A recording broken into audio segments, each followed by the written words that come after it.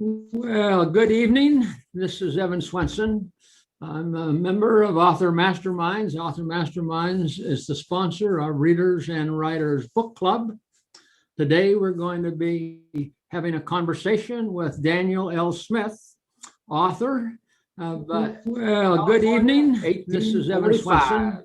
I'm a member of Author Masterminds. Author Masterminds is the sponsor of Readers and Writers Book Club. So today we're going to be having a conversation with Daniel L. Smith, author, is a member. Good evening. This is Evan Swenson.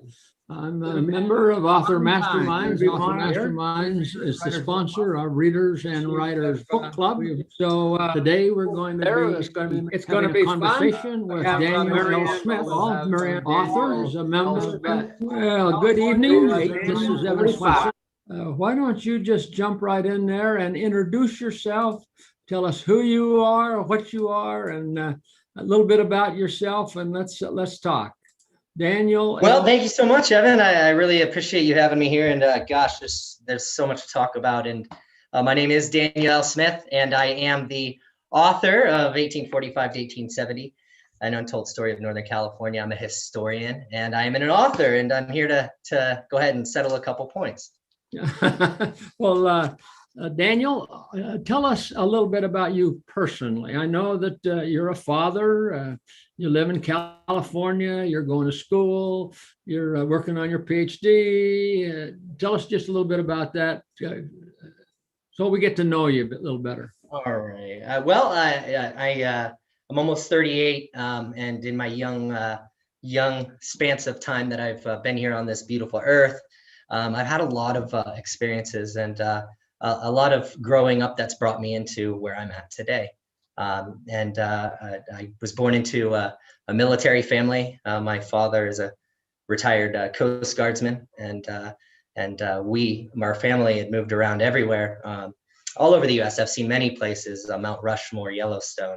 I've been up the Statue of Liberty. I've been to many different places. I've traveled North America extensively. I've been to Central America. I was in the U.S. Coast Guard myself. I'm an honorably discharged Coast Guardsman, and I've done a lot of work in that aspect and regard. And then I got into some theft investigations. I did that for about a decade, and decided to go back and get my education and move forward with something bigger and better. And so that's now your passion. Now this is a passion, absolutely. Yeah. Yeah. Well, let's introduce people to your book. We'll do that by just sharing your book trailer. Tells a little bit about it, and then we'll have some questions about that. And Marianne, as you look at this trailer, if you have any questions and comments, please feel free to speak up. And then, of course, if we have comments, well, then just let us know about those. So here's the trailer. There's an old adage that the past is the future. This is true because that which was will be again. What goes around comes around, which is why the study of history is so important. A good example is the book 1845 to 1870, An Untold Story of Northern California. The book is a scholarly, in-depth look at the devastation of Native Americans in Northern California through actual documents, not Hollywood docudramas. And it is an unpleasant saga. The past is coming back. California natives are demanding the return of what was stolen from them, and they have the proof it was stolen. Document after document after document. You cannot escape the past because it will be the future. There is no forgotten era. 1845 to 1870, An Untold Story of Northern California is not a pleasant read, but it is a necessary one. It is a scholarly glimpse of a violent era that has been ignored because the Western movement has been taught as the story of whites moving west, not the people they moved out.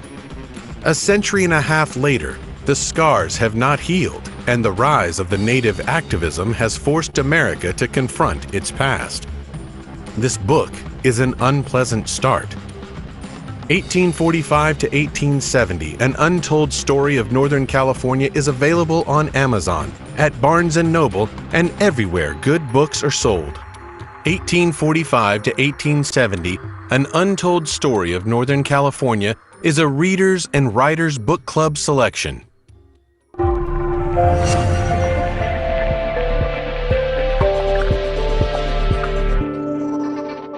Okay, Daniel, I have a question about this.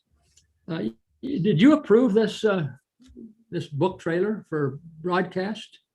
Did I approve it? Yeah. Evan, Did you put it out there? Evan, if I put it out, yes, I put it out there. It's out there. Okay, so I have a question.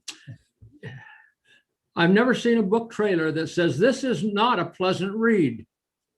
Why would you tell a prospective reader that this is not a pleasant read? Usually, the author says, read it. It's exciting. It's wonderful. You'll get to go out a lot from it. And you tell people it's not a pleasant read, but a necessary one. Explain that, please. Yeah, it's a different type of reading. I take a lot of historic, everything you can imagine in the historical realm, whether it's documentation or evidences, and I take those and I putting them into the manuscript, along with trying to clarify morals and ethics, really becomes quite a challenge. And I think that when it's actually read through, you kind of understand why it's such a hard read. So if Marianne was to read your book, and you've already told her it's not a pleasant read, Marianne. Now, Marianne writes books that are scary, and people that love scary books, they like it, even though for some of us it's not a pleasant read, but those that like it, it is a pleasant read. They like it. So why would someone read your book? Why would Marianne, could you tell her, Marianne, read this unpleasant book and see what you think? Well, let me ask you a question to answer that. Why would someone enjoy reading fiction? Well, because fiction, you can say whatever you want. Right. You can base it on fact, which most readers or writers do, or they create their own environment, their own world, their own language, their own people, their everything. So you can do what you want. But so now you're writing history. Mm-hmm. And of course, you're taking your opinion of history, which may differ from someone else's. And then, but the question is why did you say, and why did you approve the trailer that says it's not a pleasant read? Why would I want to read it if it's not pleasant? Well, it's there's nothing sugar-coated about it, Evan. And I think that's what everyone needs to understand. This is all about facts. There's nothing made up here. I didn't go in and try and come up with some story to kind of flirt with your emotions. This is the real deal. This is fact of the matter. It's not something I came up with. I did some extensive research. I put a lot of time and effort into it. I went through many different institutions and resources, private resources, to come out with this literature that I did. And here you have it. And it is not a pleasant read because it's the truth. And people don't like hearing the truth without a little sugar on it. Okay, so why is it necessary then? It's unpleasant, but necessary. It's necessary because this is Evan, a new day and age we live in. There's a lot of unsettled questions in our nation's history, particularly California's history. Unsettled issues, as in the big question is whose land is this? So we can fundamentally get into that question to really start off with. It's just a matter of how do we go about clarifying this? Okay. Well, let's look at a little clip that you sent me, and let's see, just a short one, but it may start a discussion that we could have. And then, Marianne, if we have someone over on YouTube, let us know. And if you have a question, Marianne, or a comment, feel free to jump right in here. So let's look at this, Daniel. So Northern California truly was the Wild West. Lack of government presence to support law and order, combined with very little information on what to expect on the settlers' westward journey, made for some very interesting times. So California is the Wild West, interesting times. We're talking lawlessness. There was government established, but at that time there wasn't enough resources to really enforce anything. So you're talking not a lot of resources for the American settlers going out west. You're talking a government that's not even quite there with a foothold. It was certainly the Wild West. It was right up there with the movie Tombstone.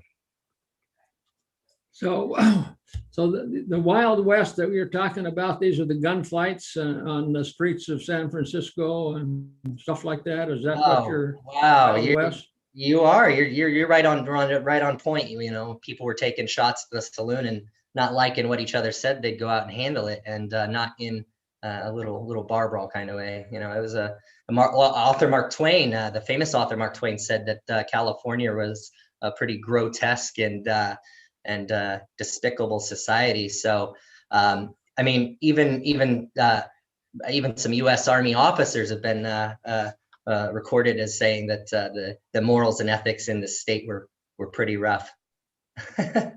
So there are those that say California hasn't changed. Well, it's still pretty wild, I'll tell you that. Okay. Well, let's look at this other clip and see what we've got here.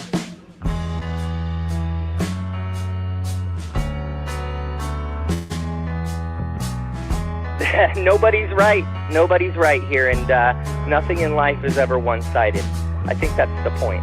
There are always going to be those who seek justice, law, and order, and you're always going to have those seeking riches through criminal opportunity, highlighting here a lack of morals and ethics. So then you have those who seem to always be caught in the middle, searching for the right direction. So this book clarifies just about everything that went wrong inside of Gold Rush, California. So it can truly be a two-sided story because it's never one-sided. And the most important idea that I share in my book is that California truly was a tumultuous and grotesque society for everybody. So, so no one's ever right. Yeah. Now, can I interrupt with Steve Levi asking a question?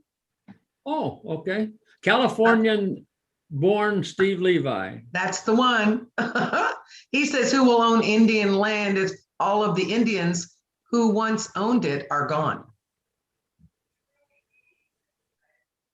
Oh, well, that's a pretty straightforward question there. I don't believe that the Native Americans are going to disappear. It's that is a total fallacy. I believe that there's a lot more coexistence than people in society and elite positions are really leading on. I think there's a lot more coexistence out there than what's led to be. And the Native Americans have absolutely had a difficult time. This was a rough period in time, and I think that as you can see, we're already in almost we're moving on to 2030, and everybody's still around kicking. So to answer your question, Mr. Levi, the Native Americans are going to be here. I think there's a different way to approach that whole question. I wonder if that's the question that Steve intended. I think he said the ones that were there in California are no longer there. They died. Oh yeah. Well, and to clarify on that, that's ridiculous. That's how we asked it. Yeah, their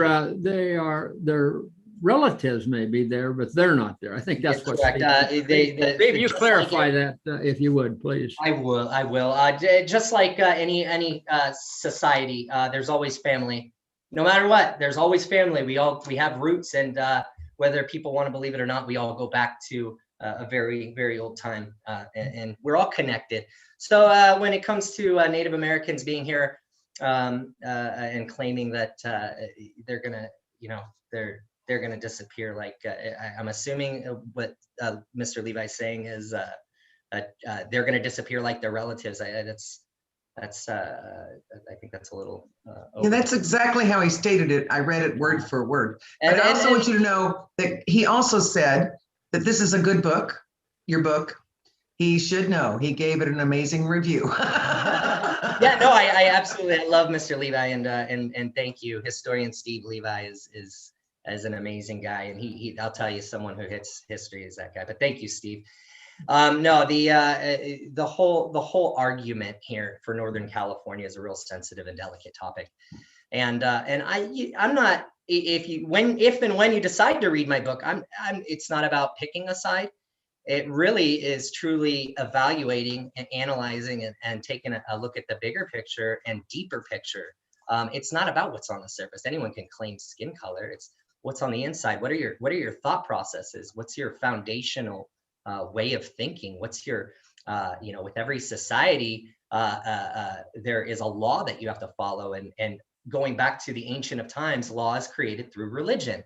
So essentially, every community that there is around, even in Northern California, has a community based upon laws, which is foundationalized in religion. So I'll stop there. Native Americans and the United States communities all have laws they have to follow. And so, but in this little clip, you said, I'm looking at what you said, Daniel. You said that no one's ever right. Oh man, it's always an argument, Evan. It's always an argument because I believe that there's always a lot of tit for tat in the mid 1800s. Was a lot of conflict, and like I said, I really want to go back to morals and ethics, because if you don't have morals and ethics, and you're taking on a community who's attempting to live by those rules, it's gonna create problems, and then you're gonna create retaliation, because it's human nature. So it just builds on itself. Well, author Sarkis Atamian, who wrote the book, one of our first books, was The Bears of Manly. Sarkis was a very intelligent, well-read professor at the University of Alaska Fairbanks. And Sarkis says everything has morals and ethics. It just depends upon whose morals and what ethics. Ooh, and that is such a great way of putting it, because it is true. Let's talk about the base foundation of the way the American Indians think.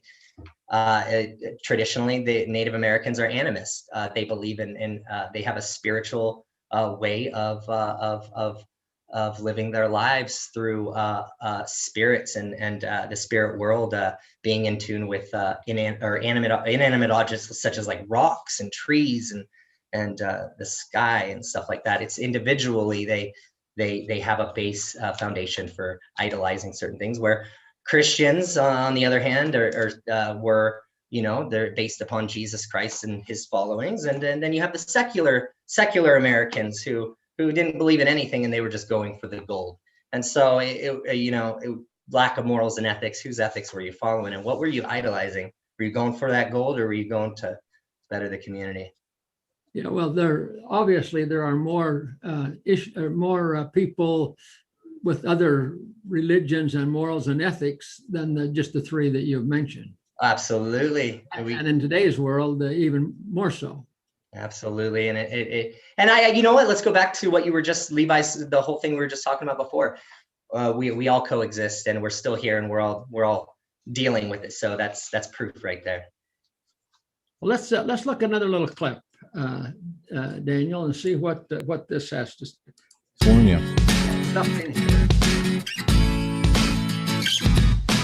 I seek to find what was truly to blame for the relational animosity that enabled non-stop multicultural conflict. 1845 to 1870 was chaotic. Famous author Mark Twain said it best: Gold Rush California was a tumultuous place, a wild, free, disorderly, grotesque society. And, the events that sparked the troubles between the American settlers and the natives are well documented in logical historical records. And of course, it's seemingly harder and harder to dig up information anymore in regards to antagonizing. So, of course, I decided to make that my mission and dive right on in head first.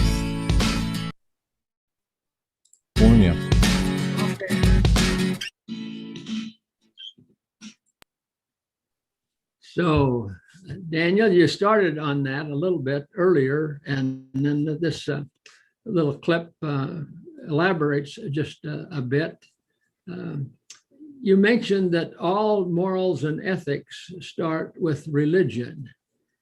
And I know a lot of people, Daniel, that I highly respect their moral values and that are not religious, but they are who they are and what they are because they are who and what they are.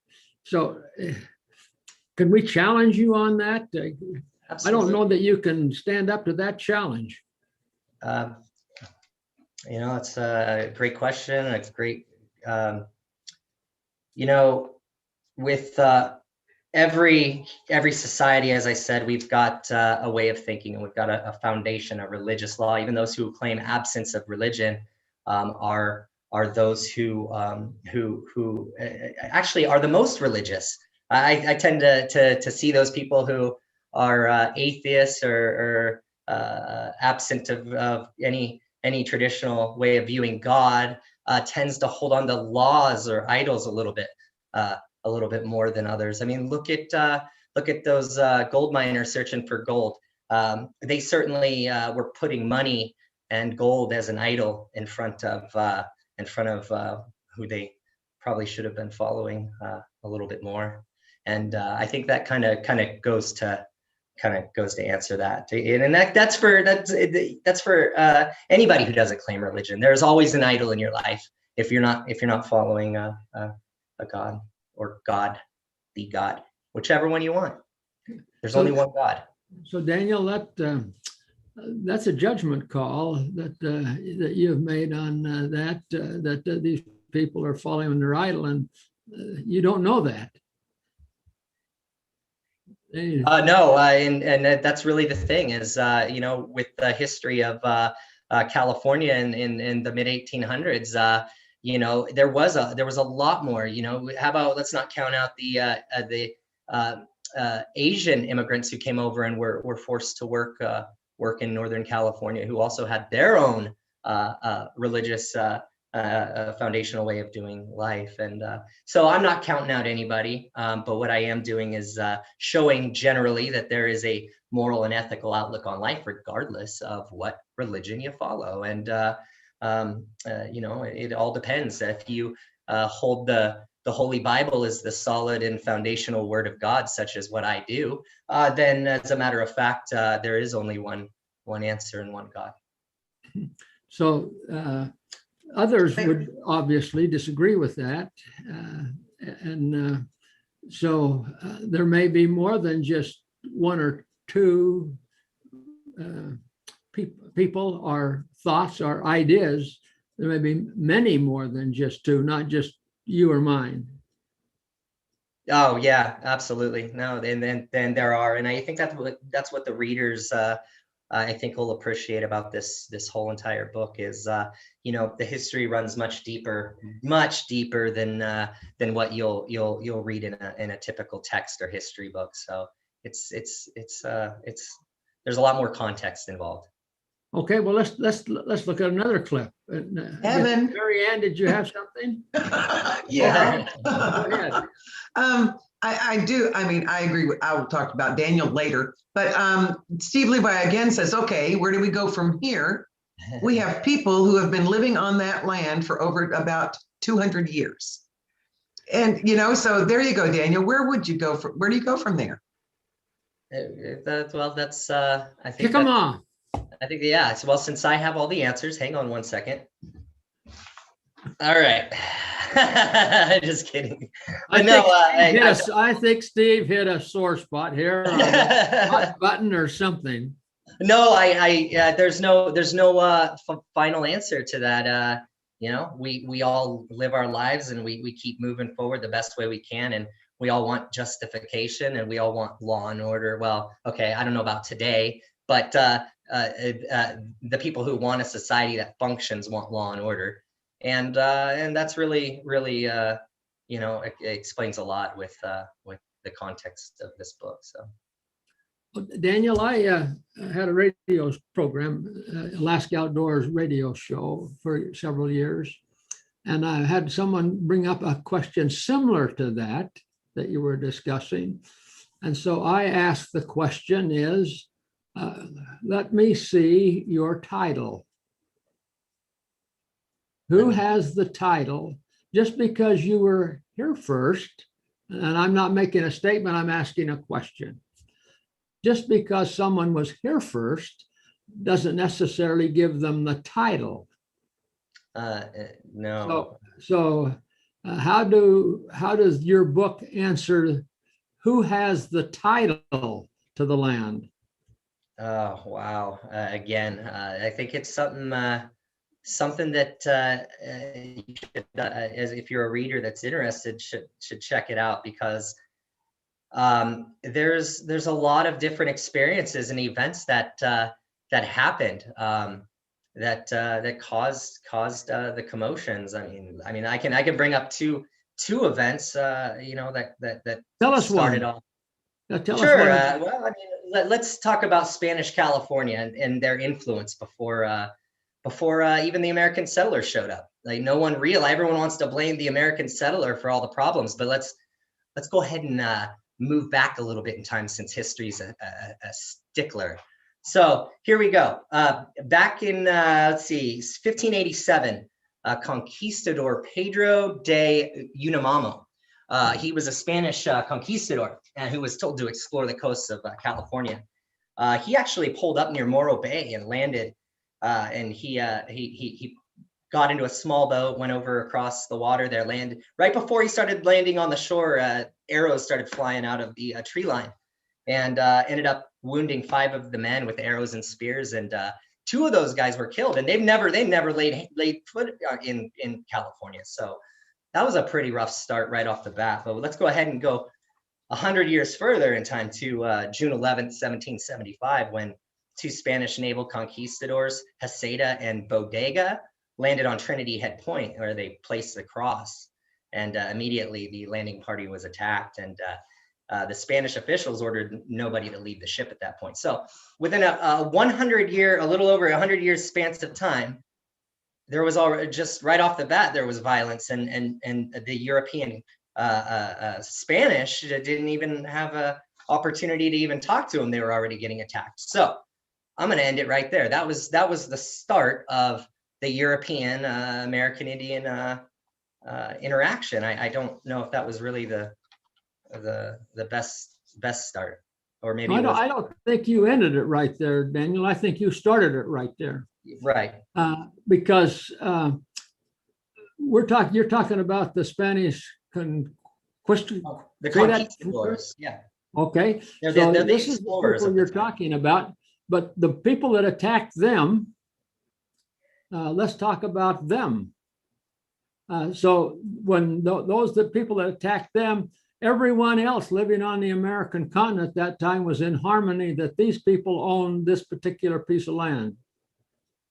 Or were they fighting amongst themselves for different? Oh, before that even happened, there was already warfare going on. There's pre-arrival of the Europeans. Pre-Columbian history says that there was absolutely warfare going on in between tribes, intertribal warfare. There were tribes banding together to make war. There was, it was part of their lifestyle as well. I mean, American Indian tribes would even paint war paint on themselves and sit there and celebrate it. And yet, today they sit there and say, it's a big, there needs to be more coexistence. But, when I look into the history books and see that there wasn't a lot of coexistence, a lot that has been claimed that there is even in the past, I just don't see it.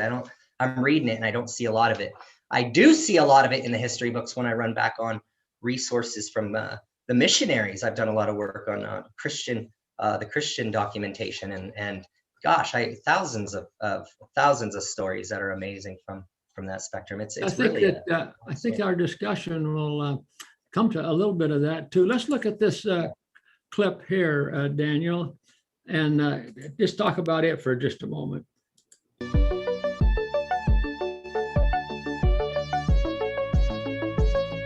I love these people. Look at them. real people.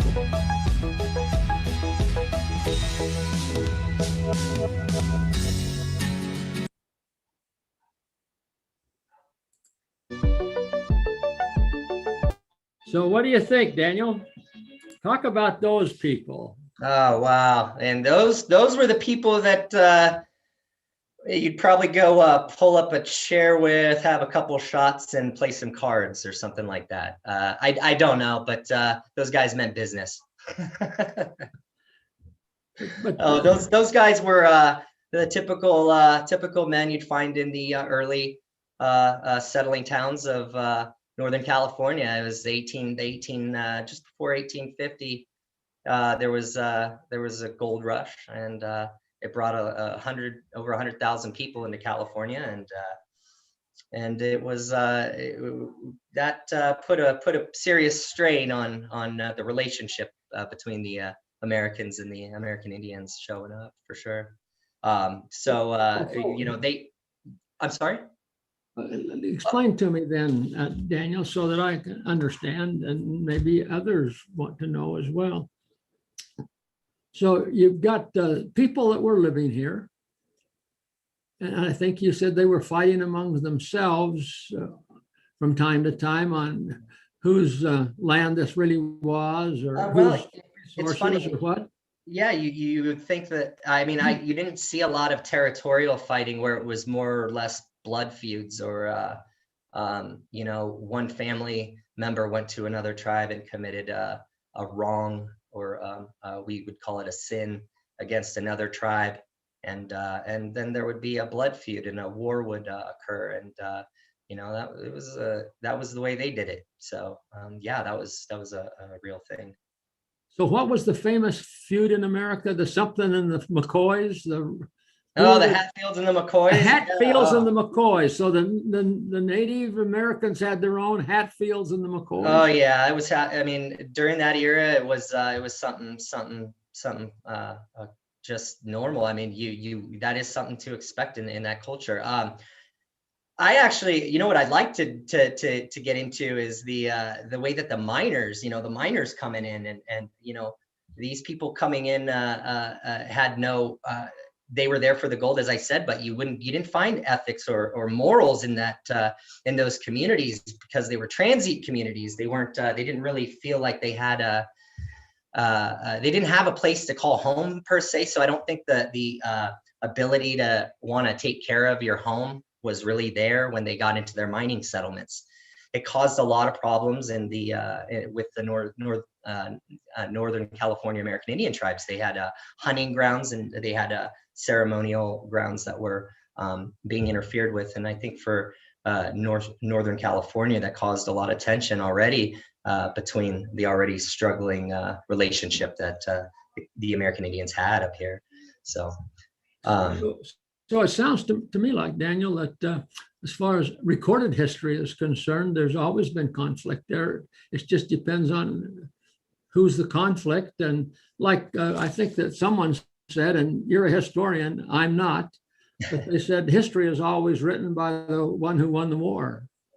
Gosh, it's funny. I think that's kind of an overgeneralized statement, because as you can see, there's historical facts that are given by many people at all times from all walks of life that create history. So you can't just say that it was the elites that wrote down. You can't call the founding fathers that just because they wrote the founding documents and we follow this documentation all of a sudden. That's, I don't know. It's a ridiculous. The whole entire argument seems a little so crazy. You got to look at personal journals and newspapers and in fact in people's traditions and in this book I scoured resources from newspaper articles to personal journals and diary entries to government resources. I looked into state resources and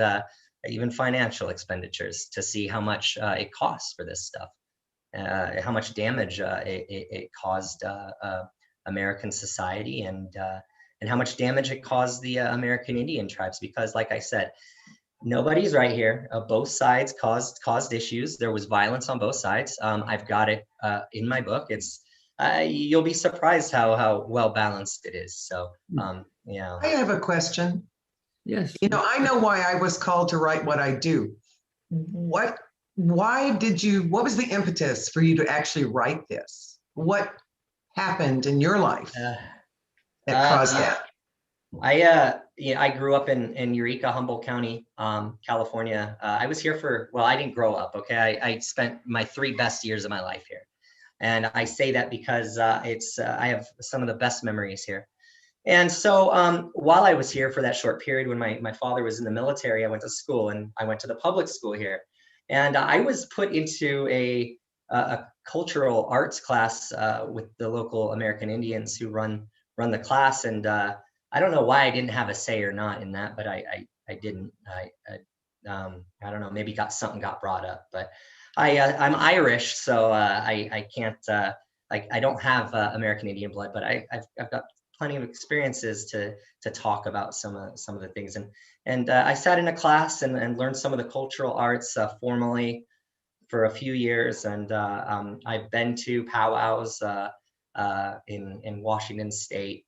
I've got plenty of experience personally. I've got friends who are American Indians and family who are related. So, that was the start of the journey. And then a little bit later in life, I started, politics came into play and religion came into play and became an important part of my life. And I started realizing that there's more of a passion than I thought there was. And so as I'm living my life, I hear more and more that it was the American settler that came in and pushed out the American Indians. And the more and more I researched, the more I found out that to be a lie, and that there was a lot more to it than just what everybody wants to say. It's real easy to just throw out, oh, well, this person did that, it's their fault. Yeah, well, do you have enough know-how to actually research that information to know just exactly how that happened? Because I think until you do, you won't. And that's the special part about this book, is I kind of did that for you, the reader, so you can get a good look at what actually happened. Good question, Mary Ann. I loved it. Let's look at this clip for just a second then. Thank you, Mary. There was cultural conflict. It was a culmination of cultures. In fact, it was the American settlers and the American Indians, who each had polar presuppositions. They each had their own way of thinking and living life, and a lot of that's it has to do with religion.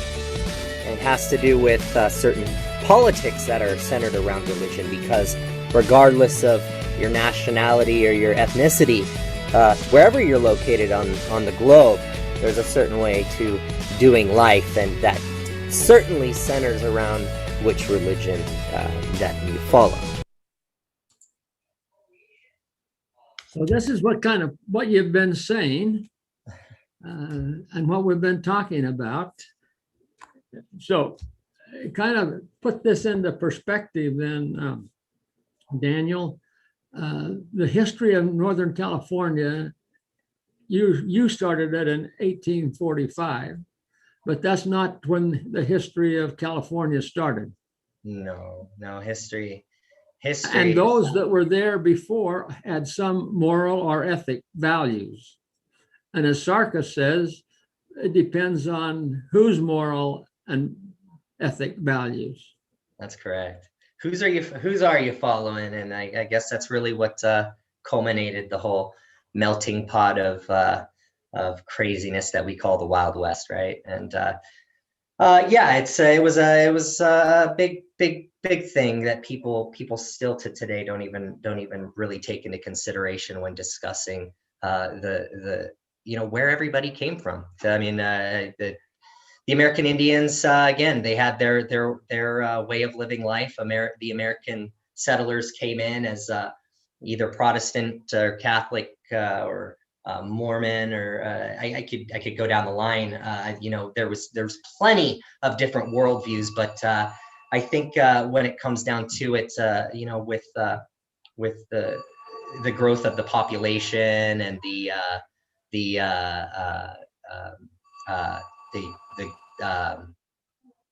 the growth of the population, and with the American Indians being there, and them struggling for what the next what the next phase of life is for them. It was all open to discovery. Everybody was working step by step, trying to make their own life. And when you throw it all in the big melting pot, then that big wooden spoon stirs it. Out came 1800s California, and religion was again, I can't get any more foundational than religion. Religion is what makes a society, and even if you include multiple religions, there's still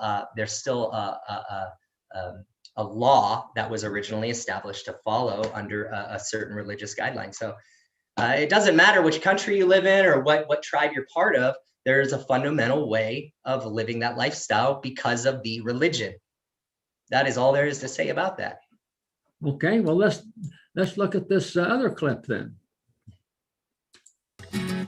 There was cultural conflict. It was a culmination of cultures. In fact, it was the American settlers and the American Indians, who each had polar presuppositions. They each had their own way of thinking and living life, and a lot of that's it has to do with religion.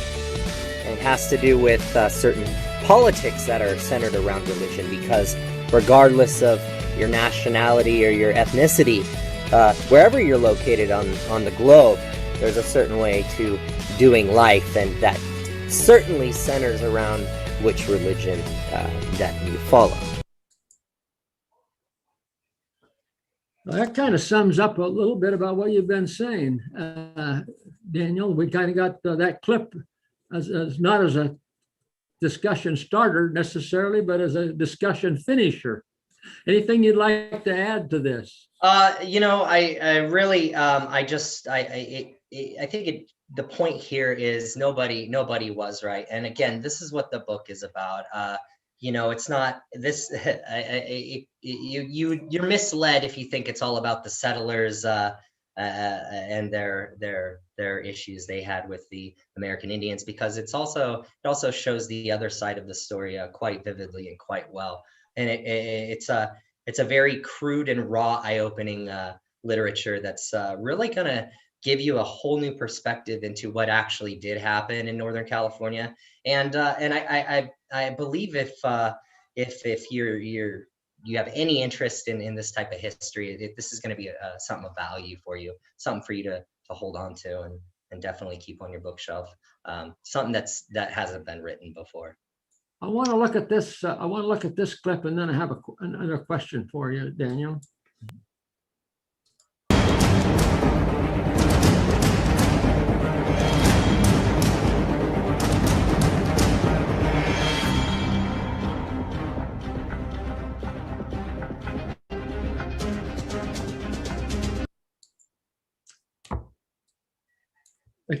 The question that I have, and then you can maybe talk about this clip a little bit, and that is that I'm getting the impression that you're saying that everyone was bad.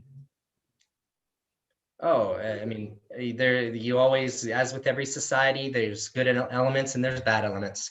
You have people that are striving for law and order and just so they can live a happy and peaceful life, and you have people who are looking for the quick opportunities and the get rich easy schemes, and unfortunately those people tend to cut corners morally and ethically to get that done. And so regardless of what ethnicity you are, there's always good and there's always bad. Now, in today's world, and maybe this was the same then as it is now, but in today's world, I'm right. It's my right. That's right. That's correct. Not yours. And that goes for everybody.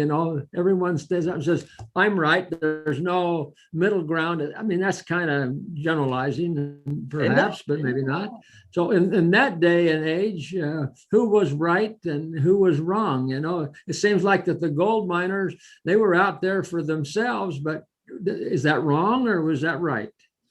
Well, it all depends on if you're standing next to them when you ask them that.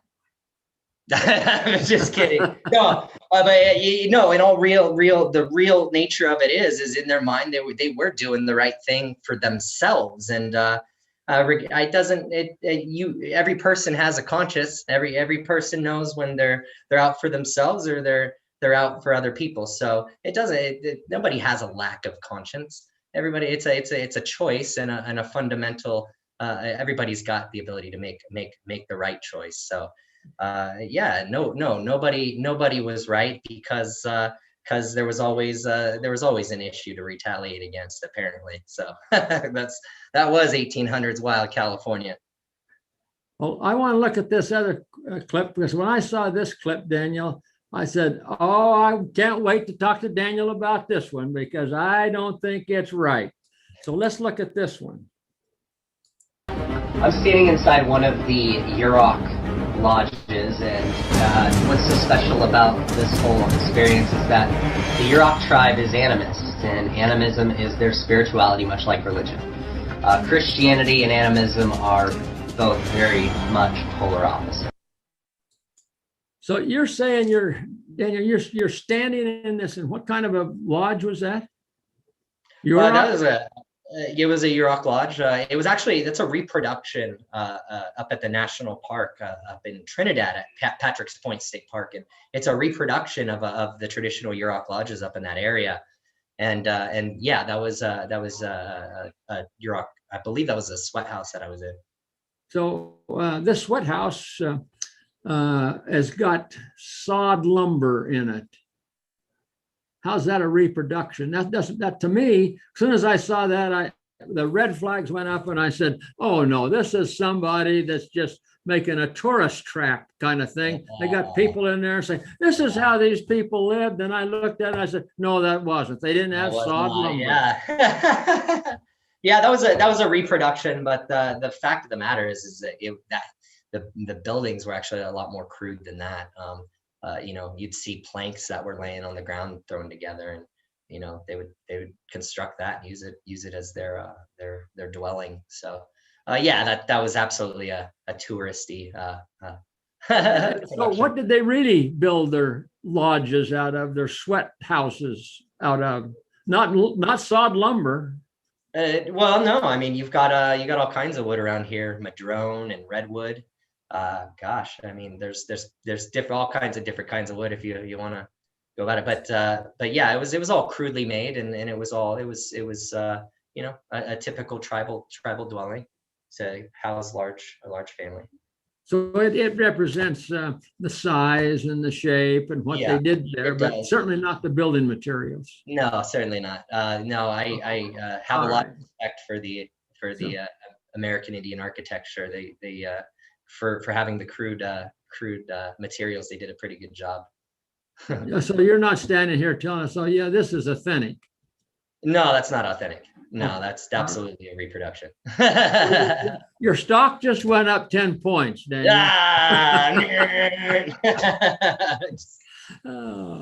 Marianne, have we got any other questions over there? I have one more clip, and then I want to show the trailer one more time and a finishing question. No more questions over here right now.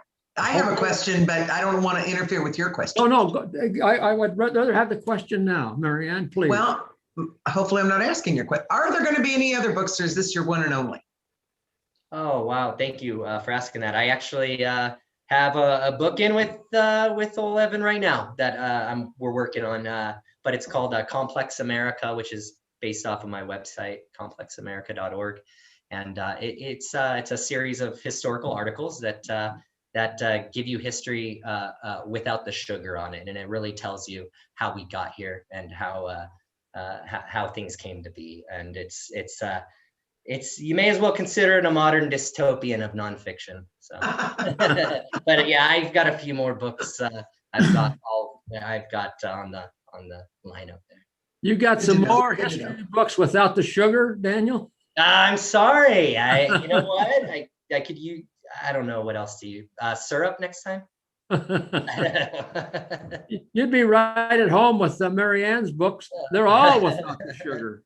Oh no, I'll have to take that back. good always wins Hey, in the end, folks. I've heard that ever since I was a kid. The good guys always win, and we might lose the little fights here and there, but in the end, the good always persevere. God wins. That's all there is to it. Amen. Yeah, sure is. Okay, this last clip and a quick question, and then we'll end it with showing the trailer one more time. I have a quote from historian David Weber, and he explained that Indians only cooperated when they believed that they had something to gain from the new religion, and the material benefits that accompanied it were too much to lose from resisting. In other words, there's little continuity in animism.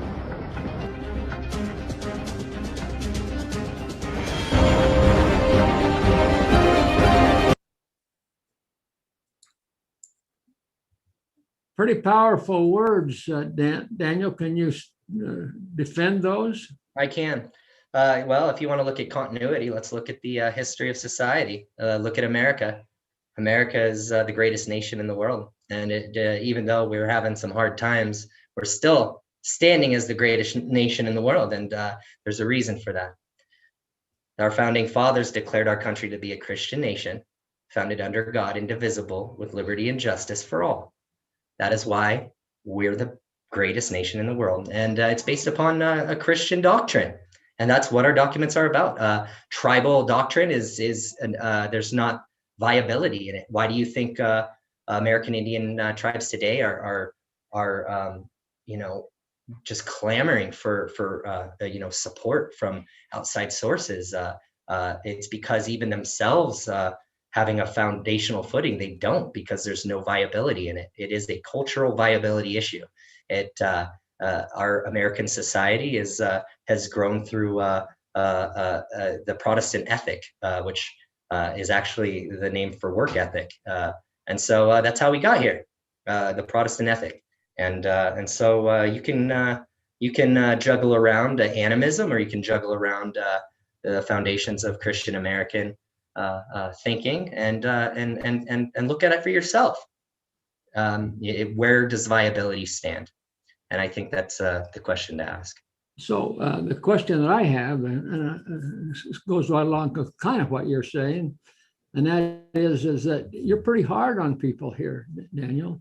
You said that the only reason that they did this is if there was something in it for them. And that's the same thing for the gold miners or the trappers or the land speculators or, the current people who live in California, whatever. Yeah. Background, but they're there for what's in it for me. They didn't come there to save California. That's right. And it is. And the miners they were there for themselves. I think, in animism, then the American Indian is a communal society. So in essence, it's communism. And so the individual doesn't care so much about what happens with them per se, as they're more concerned about what happens with the tribe as an element and what happens to them.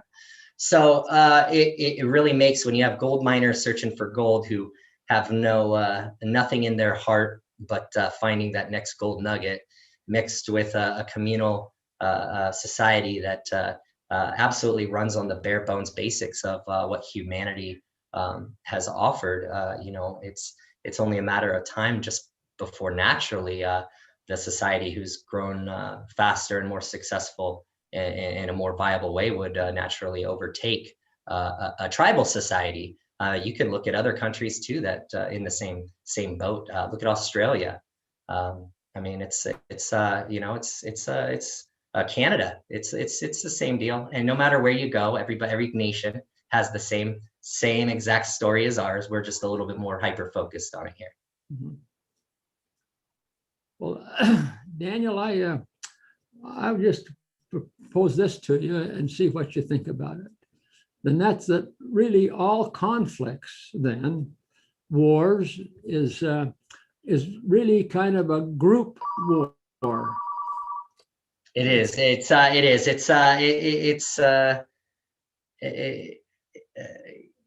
It is.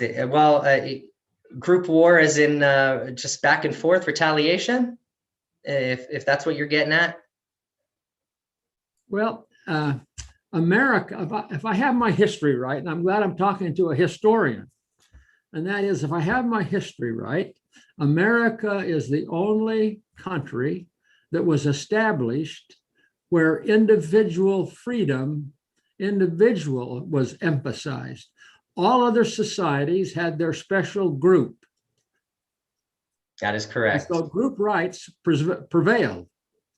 That's the group correct. that was the strongest prevailed. Now, whether it was a king or the bully on the block or whatever it is, but in America, it's the individual according to the Constitution. Absolutely, individual So what the question was then is that these conflicts then in California and in your book, are they group rights, wars, conflicts, so that each one of the group, the miner, the trapper, the speculator, the native, that they were in it for themselves, were they over group rights or individual rights? It's funny. They all had their own ways of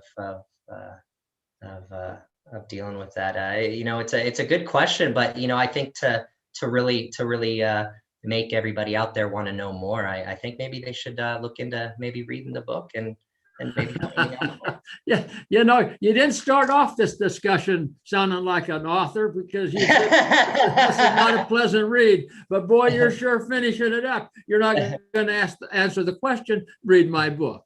Let's play the trailer one more time, and then we'll say goodbye.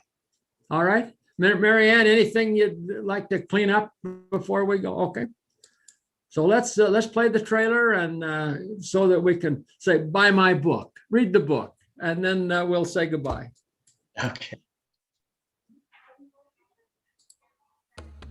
There's an old adage that the past is the future. This is true because that which was will be again.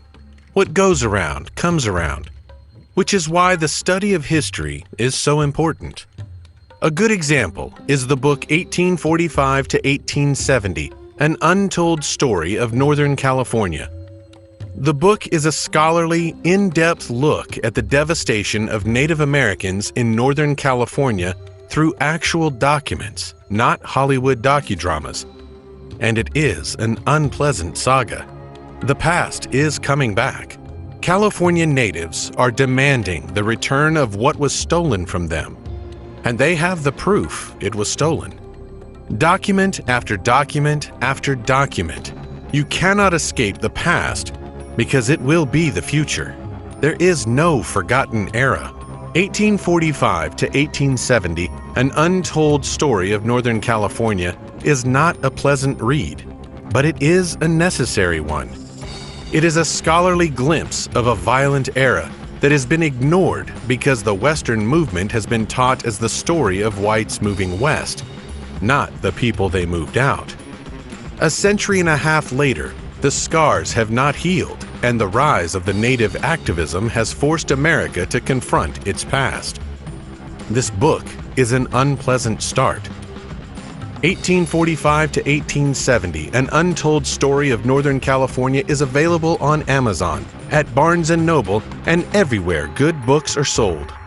1845 to 1870, An Untold Story of Northern California is a Readers and Writers Book Club selection.